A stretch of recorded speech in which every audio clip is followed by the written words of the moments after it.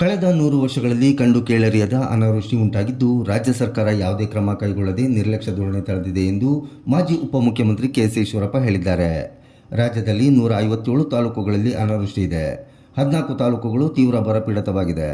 ಕಳೆದ 3 ತಿಂಗಳಿನಲ್ಲಿ 31 ಜನ ರೈತರು ಆತ್ಮಹತ್ಯೆ ಮಾಡಿಕೊಂಡಿದ್ದಾರೆ. ಆದರೂ ಯಾವೊಬ್ಬ ಅಧಿಕಾರಿಗಳು ಕೂಡ ರೈತರ ಜಮೀನಿಗೆ ಭೇಟಿ ನೀಡಿಲ್ಲ. ಕೇಂದ್ರ ಸರ್ಕಾರ NDRF ಅನುದಾನವನ್ನು ನೀಡಿ ನೆರವಿಗೆ ಬರಬೇಕು ಎಂದು ಸಚಿವ ಜಿ. ಪರಮೇಶ್ವರ್ ಹೇಳಿದ್ದಾರೆ.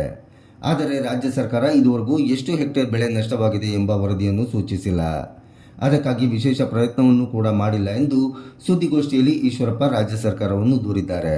100 ವರ್ಷಗಳಲ್ಲಿ ಕರ್ನಾಟಕ ರಾಜ್ಯಕ್ಕೆ ಇಷ್ಟು ಮಟ್ಟಿಗೆ ಭೀಕರ ಬರಗಾಲ ಬಂದಿರಲಿಲ್ಲ ಅನ್ನೋದನ್ನು ಹಿರಿಯರು ಹೇಳ್ತಾ ಇದ್ದಾರೆ. 157 ತಾಲೂಕುಗಳಲ್ಲಿ ಅನಾವೃಷ್ಟಿಯಾಗಿದೆ. 14 ತಾಲೂಕುಗಳಲ್ಲಿ ಬರ ಆಗಿದೆ.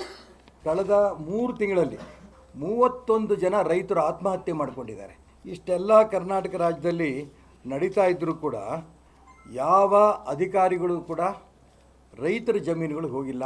DCM ಅವರೊಂದು ಹೇಳಿಕೆ ಕೊಟ್ಟಿದ್ದಾರೆ, ಕೇಂದ್ರ ಸರ್ಕಾರ ನೆರವಿಗೆ ಬರಬೇಕು, NDRF ಅನುದಾನ ಬಿಡುಗಡೆ ಮಾಡಬೇಕು. ನಿಜ, ನಾನು ಇದನ್ನು ಒತ್ತಾಯ ಮಾಡ್ತೀನಿ, ಇದ್ರಾಗ ಅನುಮಾನ ಇಲ್ಲ. ಆದರೆ ಕೇಂದ್ರ ಸರ್ಕಾರ ನೆರವು ಬರಬೇಕಾದ್ರೆ ಎಷ್ಟು ಬೆಳೆ ನಷ್ಟ ಆಗಿದೆ, ಇದು ನಿಮ್ಮ ಹತ್ರ ಸರ್ವೇನೇ ಆಗಿಲ್ಲ. ಎಷ್ಟು ಹಣ ಇದರಿಂದ ನಷ್ಟ ಆಗಿದೆ, ಬೆಳೆ ನಷ್ಟ ಆಗಿದೆ, ಈ ರಿಪೋರ್ಟೇ ನಿಮ್ಮ ಹತ್ರ ಇಲ್ಲ. ಕೇಂದ್ರ ಸರ್ಕಾರಕ್ಕೆ ಡಿಮ್ಯಾಂಡ್ ಮಾಡೋದು ಇಷ್ಟೇ ಕೆಲಸನಾ? ಒಂದು ಪತ್ರ ಬರೆದಾಕ್ಬಿಟ್ರೆ ಮುಗಿದೋತಾ? ಬರ, ಅತಿವೃಷ್ಟಿ, ಅನಾವೃಷ್ಟಿ ಮುಗಿದೋಗುತ್ತಾ? ಎಷ್ಟು ಮಟ್ಟಿಗೆ ರಾಜ್ಯದ ಸರ್ಕಾರ ಬೇಜವಾಬ್ದಾರಿ ಇದೆ ಅಂತಂದರೆ ನಿಜಕ್ಕೂ ತುಂಬ ನೋವಾಗುತ್ತೆ. ಕೇಂದ್ರ ನಾಯಕರು, ಹೈಕಮಾಂಡ್ ಏನು ತೀರ್ಮಾನ ತಗೊಳ್ಳೋಂಥ ಆ ತೀರ್ಮಾನಕ್ಕೆ ನಾವು ಬದ್ಧ. ಈ ಹೇಳಿಕೆ ಒಳಗೇನೆ ಅತ್ಲಾಗ ಒಂದು 5-6 ತಿಂಗಳು ಕಳೆದೋತು. ಇವರೇನೋ ಮುಖ್ಯಮಂತ್ರಿ ಆದರು. ಮುಖ್ಯಮಂತ್ರಿ ಆಗಿದ್ದ ಇವತ್ತಿನ ತನಕನೂ ಕೂಡ ಕ್ಯಾಬಿನೆಟ್ನೇ ಪೂರ್ಣ ಮಾಡೋಕ್ಕೆ ಇವ್ರಿಗಾಗಿಲ್ಲ. ಉಸ್ತುವಾರಿ ಸಚಿವರುಗಳು ಇದ್ದಿದ್ದರೆ ಅವ್ರುಗಳಾರು ಆ ಜಿಲ್ಲೆಗಳಿಗೆ ಹೋಗಬೇಕಾಗಿತ್ತು. ಆ ಜಿಲ್ಲೆಗೆ ಹೋಗಿ ಎಷ್ಟರ ಮಟ್ಟಿಗೆ ಮಳೆ ಬಂದಿದೆ, ಎಷ್ಟು ಬೆಳೆ ನಷ್ಟ ಆಗಿದೆ, ಅಧಿಕಾರಿಗಳು ಕರ್ಕೊಂಡು ಅವರು ಹೋಗ್ಬೋದಿತ್ತು, ಶಾಸಕರುಗಳು ಕರ್ಕೊಂಡು ಅವರು ಹೋಗ್ಬೋದಿತ್ತು. ಜನ ಇವರು 136 ಸೀಟ್ ಕೊಟ್ಟು ತಪ್ಪು ಮಾಡಿದ್ವಿ ನಾವು ಅನ್ನೋಂಥ ಒಂದು ಪರಿಸ್ಥಿತಿ ಇವತ್ತು ಕರ್ನಾಟಕ ರಾಜ್ಯದಲ್ಲಿ ಬಂದಿದೆ. ಕೇಂದ್ರ ನಾಯಕರು ಇವ್ರನ್ನ ಲೆಕ್ಕದಾಗೆ ಇಟ್ಕೊಂಡಿಲ್ಲ.